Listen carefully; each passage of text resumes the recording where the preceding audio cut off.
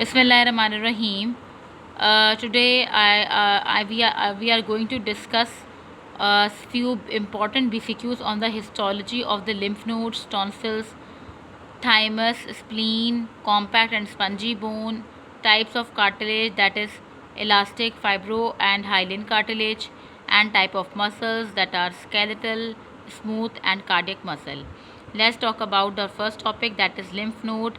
Question number 1 says a biopsy from a cervical swelling shows a structure with a cortex containing follicles with germinal centers and a medulla with cords and sinuses.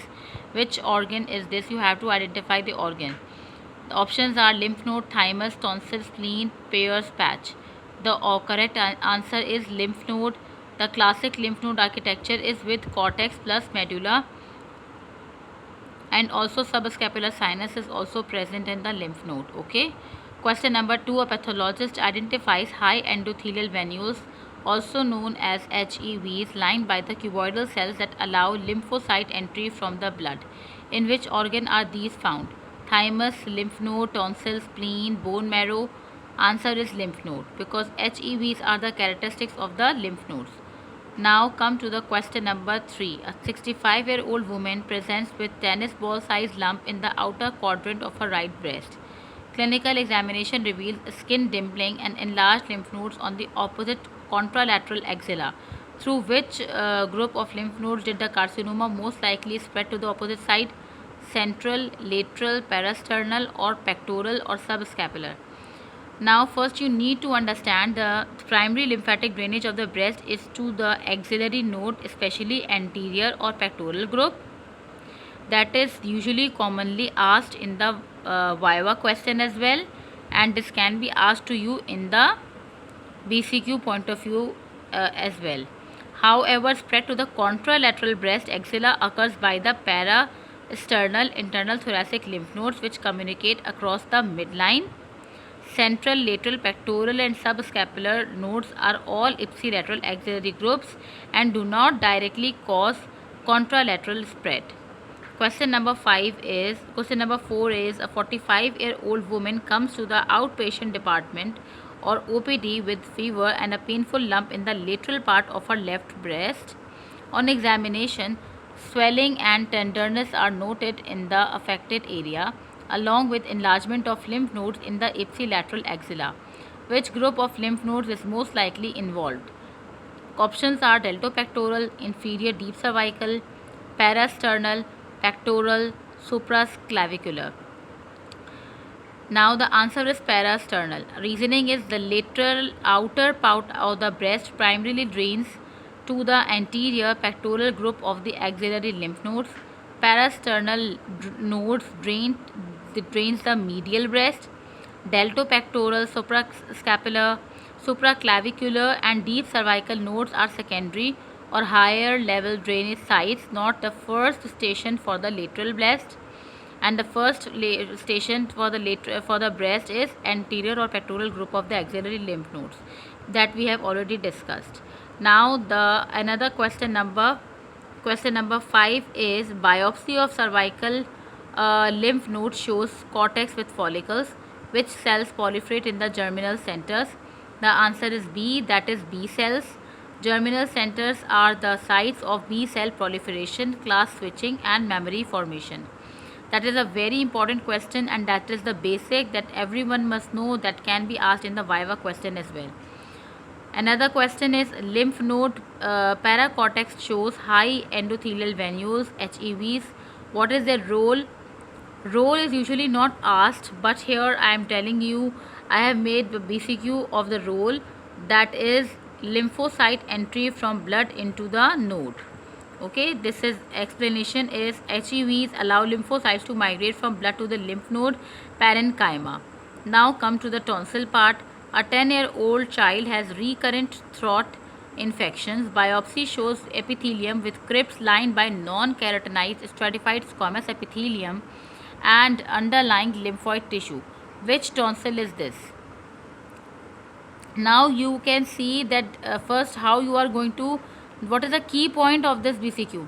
Non-keratinized stratified squamous epithelium. You are going to identify it with Non-keratinized stratified squamous epithelium. So this is palatine tonsil, and there are also crypts present in it. Palatine tonsil reasoning is that is it is a stratified squamous epithelium with crypts.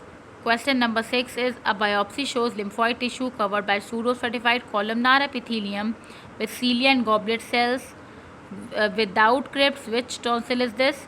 Without crypt is which tonsil? Pharyngeal tonsil. And which which epithelium? Pseudo stratified columnar epithelium. And there are the respiratory epithelium with folds are present, but they are not the true crypts. Question number 7.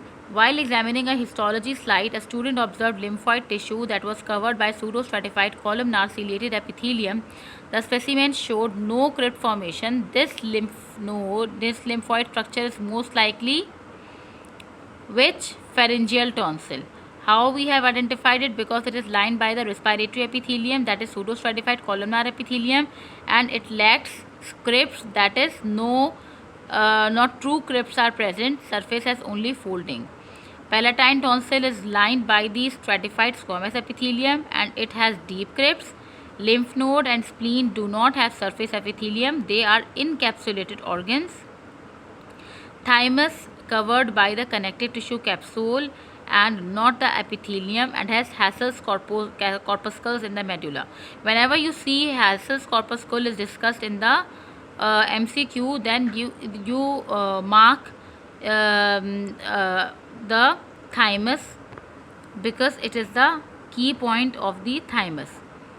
So now talk about the bone, that is compact and spongy bone. A histological section shows Haversian system osteon with concentric lamella and centric canals. Which type of bone is this? When you have seen osteon, concentric lamella, this type of things you have seen, this is the key point that by which you can identify that it is a which type of bone? Compact bone. Presence of osteon is the hallmark of the compact bone. Question number 9 is a section from epiphysis shows trabeculae of the bone with bone marrow in between but no Haversian system. This is what bone?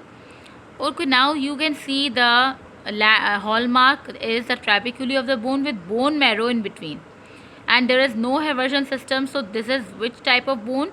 A spongy bone.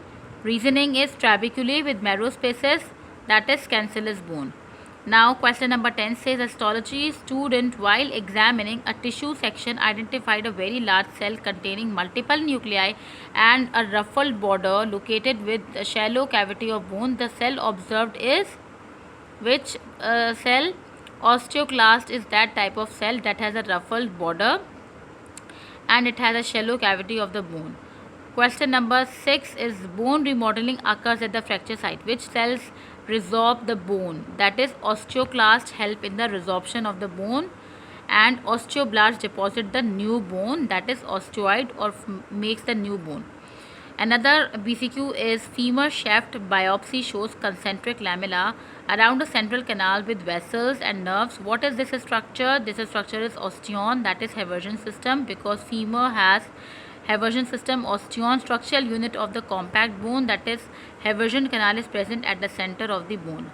Biopsy of the iliac crest shows trabeculae lined by the osteoblast and marrow spaces. How do the osteocytes receive nutrients?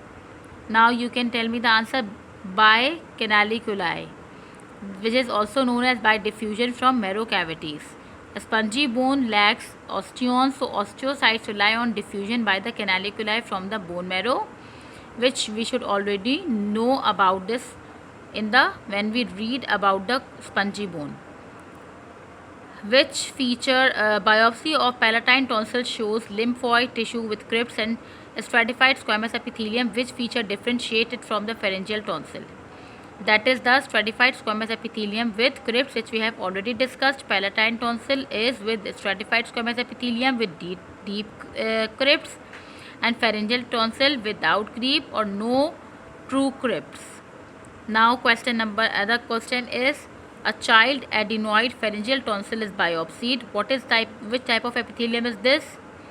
A respiratory epithelium, or you can say pseudo-stratified ciliated epithelium, or ciliated pseudo-stratified columnar epithelium. is present with no true crypts, which we have already discussed. The answer can be given to you in any means, but if you have a clear concept of the question or the subject, you can easily mark the answer of it.